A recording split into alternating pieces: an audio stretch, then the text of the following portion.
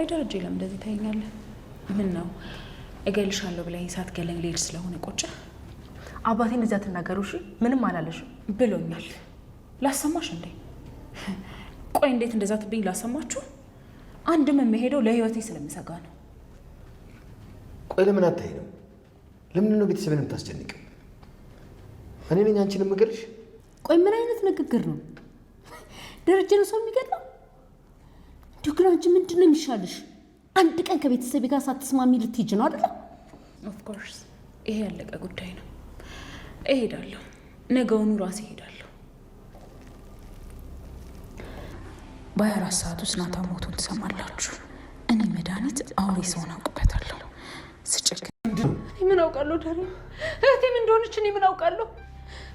ከዚህ አላያት እማምላክን ያላየው ምትዬ ሌላ አልገባም። ቆይ ከቤት ስትወጣ አላያትም ማለት አልሸኛትም? አልሸኛትም። ተሸኛታለሁ።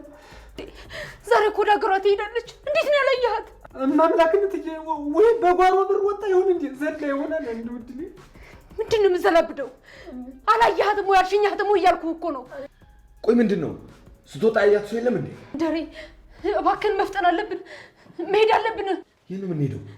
ወደ ኤርፖርት ደህንነቷን ማረጋገጥ አለብን። እባክህ ኤርፖርት ስለሷ ደህንነት ማረጋገጫ እንዴት አድርጎ ሊሰጥሽ ይችላል ማርታ? አላውቅም። እሺ በቃ ወይ ፖሊስ ጣቢያም ቢሆን እንሂድ እባክህ። ኧረ እንደው ጋሽ ይሄ ነገር እኔ ሰው አይመስለኝም። ወይ አይጥ ወይ ደግሞ ድመት ሊሆን ይችላል እኮ። ምንድን ነው የምዘላብደው? አይጥስ ቤት ውስጥ ምን ይሰራል? ዘግቶ ስለቀረበ ብዬ ነው እንጂ ምንድን ነው የምታወራው? ታድሶ እኮ ነው የገባ ነው። ወራዳ ነው ብዬ ወራዳ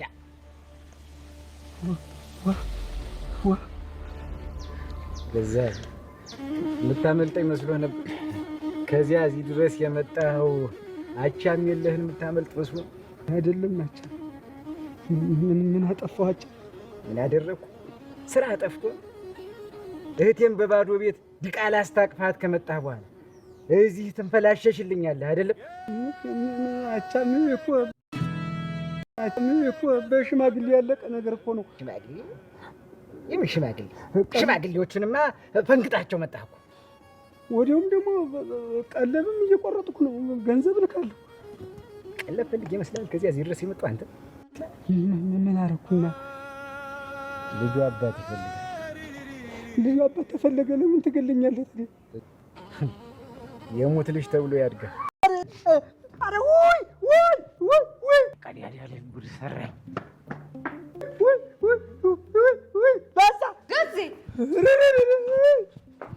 ሆነሃል? ባለደሜ ያንን ደም ነው የምታወራ? ደግሞ አንቺ ደም አይደል እንደ የሰነበተበት ቤቱ ራሱ ደም በደሙ መላ። አንቺ ምን ሆነ ነው? ማን መጥቶ ነው? ማን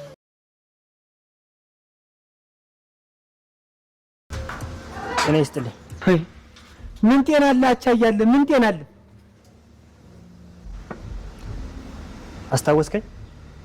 እኔ በዚህ ሰሞን የኔ ጌታ ነኝ እንዴ ምንም ነገር ማስታወስ አልችልም። እመበላና የምጠጣውን ነገር እንኳን አላውቀውም። ፖሊሱ ነው። ፖሊስ አምኛለሁ። እኔ በቃ አምኛለሁ። እኔ ምን በእኔ አልተጀመረ። በቃ ችግር የለም። በቃ እኔ እንደፈለገው በቃ ምንድን ነው የሰራው ወንጀል አለ? ኧረ እኔ ምንም ወንጀል የለብኝ። እኔ ገዛኝ። እኔ ምንም ወንጀል የለብኝ። እና ለምንድን ነው እንዲህ የምትሆነው? ማንን ፈልጋችሁ ነው የመጣችሁት? ግባና ባለቤቶቹን ጠራል። ሪፖርት ደርሶኝ አቶ ደረጀ እንግዲህ በእንትና መሞት ተጠርጣሪ ሆነዋል። ግን ትሙት አትሙት የሚታወቅ ነገር የለም። እነሱም ዱብዳ ነው የሆነባቸው። ጠዋት ተነስተው ቤቱን ሲያዩት ደም በደም ሆኖ ነው ያገኙት። ማታ ላይ በሰላም በልታው ጠጥተው ወደ መኝታቸው ይሄዳሉ። ማንም ሰው እንዲሸኘኝ አልፈልግም ያለችው መድኃኒትም ወደ በረራዋ እንደሄደች ነበረ እነሱ የገመቱት። ነገር ግን መድኃኒት አልሄደችም። ጠዋት ሲነሱ ቤቱን እንዳለ ደም በደም ሆነው ሲያገኙት በጣም ነው የደነገጡት። የሚያስደነግጥም ነገር ነው ያዩት። እነሱ በሰላም በቃ ሄደችልን ብለው ደረጀም ሁሉም ደስተኛ ሲሆኑ፣ ነገር ግን የእሷ ክፍል ቤቱ ደም በደም ሆኖ ነው የተገኘው። ምን እንደተፈጠረ የሚታወቅ ምንም ነገር የለም። ማርታ በጣም ደንግጣለች። እህቴ ምንድን ነው የሆነችው? የት ነው ሄደችው? ክፍሉም ደም በደም ነው ብለው ቶሎ ብለው ወደ ኤርፖርት ነበረ ሁለቱ የሄዱት።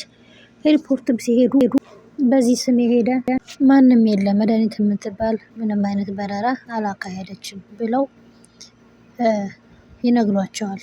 ማርቲ እህቴ ምን ሆነች? ወይኔ ጉዴ ፈላ እያለች ትደነግጣለች። ቤት ውስጥ ሲፈትሹም ምንም ማንም የለም። መድኃኒት ምን አይነት ፋውል እንደሰራች ምን አይነት ተንኮል እንደሰራች የሚታወቅ ነገር የለም። ደረጀም ሁሉም ልጆቹም ደንግጠዋል። ማርታ ደሙን እንዳየችው ሩጣ ወደ ክፍሏ ደሬ ጉድ ሁነናል፣ ደም በደም ሆኗል የመድኃኒት ክፍል፣ እህቴ ምን ሆና ነው? የት ነው ሄደችው? እያለች እየጮኸች እነ ልጆቹንም ስትጠይቅ ነገዜንም ስትጠይቅ ምንም የሚያውቁት ነገር የለም። ገዜ የገዜ ጉድ ለዛ ነው ወድሻለሁ እፈቅርሻለሁ እያለ አሁን ጠላት ዱብዳ መጥቶበታል። ሀገሩ እህቴን አስረግዝሃት እህቴ እንዲህ ቃል አስታቅፋት አንተ እዚህ ትንፈላሸሽልኛለህ? እኔን አቻም የምታመልጠው መስሎህ ነበረ እያለ አቻም እንግዲህ መጥቶ ተናንቆታል፣ ጉሮሮውን ይዞታል። ምክንያቱም እህቴን እንዲያድርግህማ ከኔ አቻም አታመልጥም እያለ ሲጮህበት ሊገለውም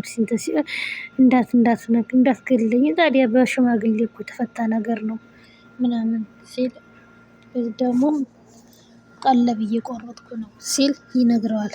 እኔ ቀለብ ፍለጋ የመጣው ይመስልሃል? ልጁ አባት ይፋ ያስፈልገዋል። ታዲያ አባት ከፈለገ ታዲያ ለምን ትገለኛለህ ሲለው አንዴ የሙት ልጅ ተብሎ ያድጋል እያለው በጣም ነው የደነገጠው። ገዜ እንደዚህ ደንግጦ አያውቅም። ይለይል እንዳለ እንግዲህ እያለ እየፈከረ ቢሄድም ነገር ግን ከአቻም ማምለጥ ከባድ ነው። አቻም በጣም የሚያስፈራ ሰውዬ ነው። እንኳን እሱ ገዜ እኔ ራሱ በጣም ነው የፈራሁት።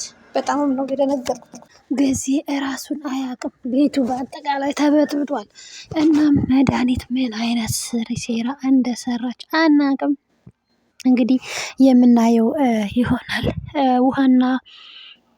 ውሃና ናታንም ደህና እንግዲህ ተርፈዋል። ምንም አልሆኑም። ያው ተኝተው ዋሉ።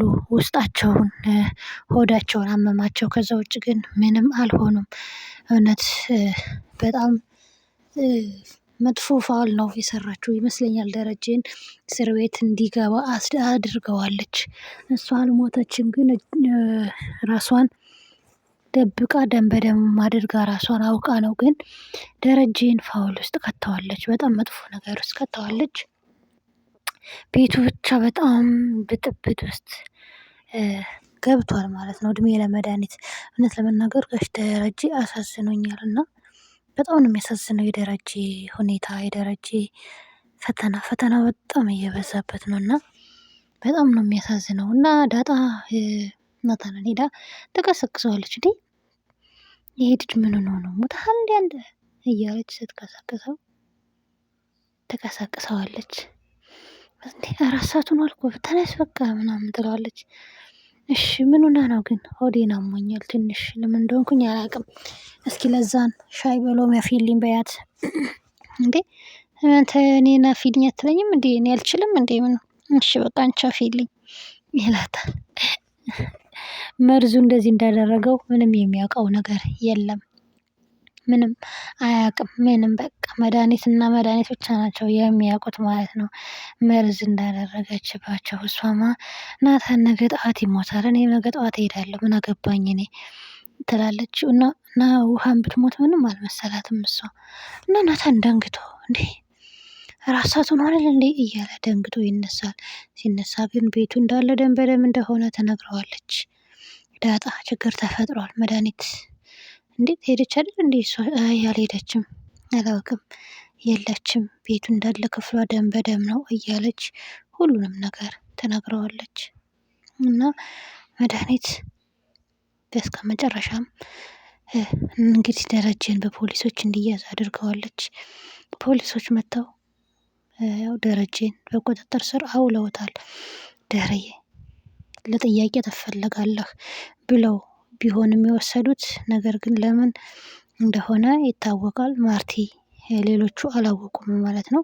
ኤቢ ደግሞ ፍቅረኛ ጋር ደውላ በጣም ደብሮኛል ምናምን ላገኝ እፈልጋለሁ ምናምን እናት ነው ከአንቺ የሚበልጥ ምንም ነገር የለም እመጣለሁ አገኝሻለሁ እያላት፣ ነገር ግን እሱ አልመጣም።